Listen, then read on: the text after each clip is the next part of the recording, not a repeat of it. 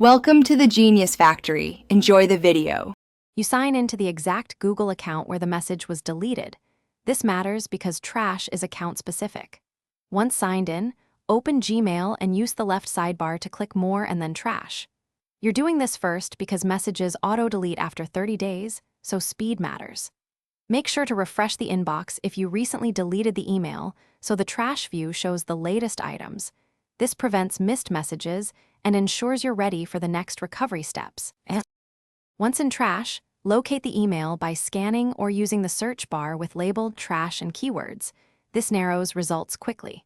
Select the checkbox beside the message, then click the Move to icon and choose Inbox or a specific label to restore its location and visibility. You're moving rather than copying, so the message stops ticking toward permanent deletion, and labels help you find it later. Make sure to check conversation threads too, as messages sometimes appear nested and require expanding. After moving the message, open the inbox or label you chose and confirm the email appears with correct thread order.